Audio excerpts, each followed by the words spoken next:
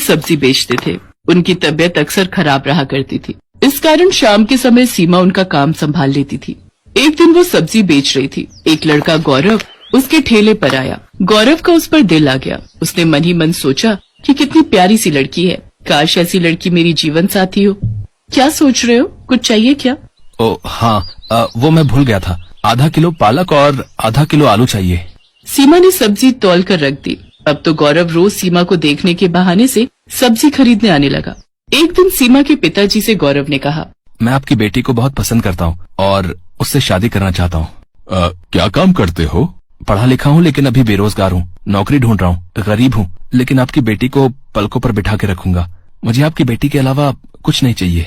गरीब आदमी के लिए बिना दहेज दिए बेटी का हाथ किसी के हाथ में देना बहुत बड़ी बात थी, इसलिए उन्होंने शादी के लिए हाँ कर दी। साधारण तरीके से गौरव और सीमा की शादी हो गई। आओ बहू, हमारे घर में तुम्हारा स्वागत है। सीमा ने चारों तरफ देखा। गौरव का घर ज्यादा बड़ा तो नहीं था, मगर हाँ, उसके घर से अच्छा था। उसने सरला के पैर छुए तो सरला ने ढेरों आशीर्वाद दिए। कुछ दिनों बाद गौरव को एक प्राइवेट नौकरी मिल गई, लेकिन कुछ ही महीनों बाद वो छूट गई। ऐसे कैसे काम चलेगा गौरव, कुछ काम तो करना ही पड़ेगा। बोलो क्या करूँ सीमा? है पकौड़े तलूं? डिग्रियां लेकर भी कोई जॉब नहीं मिल रही, और जो मिलती है महीने 2 महीने बाद छूट जाती है। बहू, जमा जोड़ा सब खत्म हो चुका है। इसकी नौकरी से भी क्या गुजारा है। इतने खर्चे हैं गृहस्थी के, ये भी बेचारा क्या करे। जानती हूँ माँ जी, ये भी परेशान है, लेकिन अगर ज्यादा नहीं तो थोड़े पैसों में ही कर ले। साग सब्जी का तो खर्चा निकल ही आएगा। कुछ दिनों बाद गौरव को जॉब मिल गई, लेकिन सैलरी केवल 8,000 रुपए थी। इस समय पैसों की बहुत जरूरत थी, इसलिए उसने हाँ कर दी। बहू, आज खाने में क्या बनाया है? कुछ नहीं माँ जी, घर में कोई सब्जी नहीं है। मैं सोच रही थी कि मैं घर आऊं, पापा 2-4 दिन की सब्जी तो रख ही देंगे हमारे लिए। नहीं बहू, ऐसे अच्छा नहीं लगता। वैसे भी क्या कहेंगे कि खर्चा खत्म हो जाता है तो बेटी को हमारे यहाँ भेज देते हैं साग सब्जी लेने। ठीक है तो माँ जी, रोटी बना दी है। मेरी मम्मी ने थोड़ा अचार दिया था, उसी से खा लेंगे। वैसे भी सब्जी के लिए पैसे नहीं है। गौरव की सैलरी भी महीने के आखिर में मिलेगी। सीमा ने खाना परोस दिया, थाली में रोटी और अचार रख दिया। अरे आज तुमने सब्जी नहीं बनाई है क्या? सब्जी के लिए पैसे नहीं है गौरव, कुछ दिन अचार से ही खानी पड़ेगी रोटी। बहू, ये अचार तो बहुत ही लाजवाब है। ये किसने बनाया? मेरी मम्मी बनाती है माँ जी, वैसे मैं भी बना लेती हूँ। अब की सैलरी मिल जाए तो तुम भी ये अचार जरूर बनाना, सच में बहुत बढ़िया लग रहा है। मेरी मम्मी कहती है अगर एक समय को सब्जी ना मिले तो अचार से रोटी खाई जा सकती है। अरे बहू, इतना स्वादिष्ट अचार मिले तो मैं हर समय अचार के साथ ही रोटी खाऊं।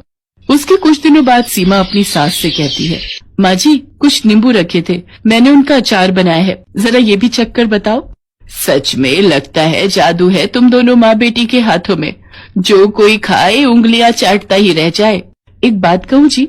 हाँ कहो सीमा। क्या ये वो लगा रखा है? ठीक से कहो, क्या कहना चाहती हो? मैं सोच रही थी इस तरह के अचार बनाकर बेचना शुरू कर दूं। वैसे भी हम दोनों सास बहू घर में सारा दिन खाली तो बैठे रहते हैं, इस बहाने हमारा समय भी कट जाएगा और हमारी आमदनी भी हो जाएगी। तुम तो बड़ी समझदार हो बहू, लेकिन मुझे अचार बनाना नहीं आता। गौरव अगर हाँ कहे तो फिर मैं आपको सब सिखा दूंगी। ठीक है, इस महीने की सैलरी आने दो, फिर तुम अचार बना लेना, ठीक है? सीमा खुश हो गई। वो 1 तारीख का इंतजार करती रही। गौरव की सैलरी मिलते ही वो कुछ अचार के मसाले, आम, गाजर, मूली, नींबू खरीद लाई और फिर दिखा दी अपनी कारीगरी। उसने अपनी सास की मदद से कई तरह के खट्टे मीठे अचार बनाए। अचार तो बन गया सीमा, लेकिन तुम इसे बेचोगी कहाँ? ये तो हमने सोचा ही नहीं। हम ये अचार बाजार में बेचेंगे, और कहाँ बेचेंगे। और दोनों सास बहू अचार के डिब्बे लेकर बाजार में चली गयी। अचार ले लो, अचार आम का लो, नींबू का लो, गाजर मूली का लो। तभी एक औरत उनके पास आती है और कहती है, बहन जी कैसे दिया ये अचार? 80 रुपए किलो है। ये तो बहुत सस्ता है, 30 रुपए किलो तो आम ही हो रहे। इसकी तो खुशबू से ही मुंह में पानी आ रहा है, पता नहीं खाने में कैसा होगा। पहले चख कर देखिए फिर खरीदिए। वाह वाह, मजा आ गया। जैसी खुशबू वैसा अचार। लाओ 1 किलो दे दो, हमारी बहू प्रेग्नेंट है, खाएगी तो उसका मन अच्छा हो जाएगा।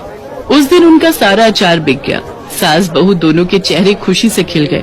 वैसे ज्यादा फायदा नहीं हुआ था क्योंकि अचार उन्होंने सस्ते में बेचा था, लेकिन एक उम्मीद की किरण नजर आई कि उनका काम चल निकलेगा।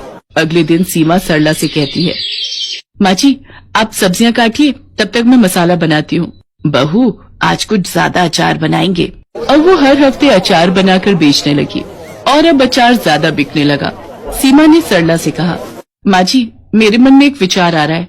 बाजार और दुकान पर हमारे ग्राहक बढ़ते जा रहे हैं, लेकिन हमारी कोई पहचान नहीं है। क्यों ना हम अपने अचार को कोई एक पहचान दे। वो कैसे? वो ऐसे, अब हम अपना अचार खुला नहीं बेचेंगे। अब हम उसको खुद तोलकर 1 पाव, आधा किलो और 1 किलो के डिब्बे में पैक करेंगे। इसका एक नाम होगा, सास बहू का अचार। हम इसे थोक की दुकानों तक पहुंचाएंगे।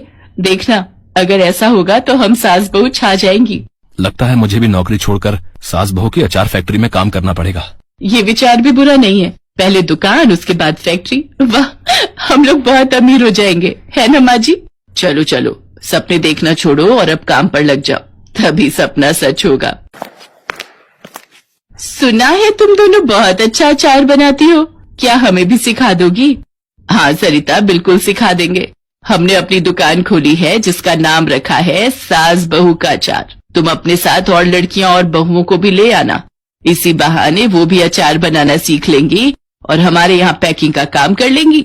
इसके बदले हम उन्हें पैसे देंगे। अच्छा, फिर तो मैं कल ही 8-10 लड़कियों का इंतजाम करती हूँ। अगर मेहनत सच्ची हो तो दिन बदलने में समय नहीं लगता। सास बहू अचार की दुकान एक छोटी सी फैक्ट्री में बदल गई। गौरव ने अपनी जॉब छोड़ दी। अब वो अपनी गाड़ी से मार्केट में अचार सप्लाई करने लगा। माँ, मैं तो हिम्मत हार गया था, लेकिन तुम और सीमा अचार के बिजनेस को इतनी ऊंचाइयों पर ले जाओगी, मैंने तो कभी सोचा भी नहीं था। बेटा, ये सब सीमा की मेहनत का नतीजा है। नहीं जी नहीं, ये सास बहू की मेहनत का नतीजा है।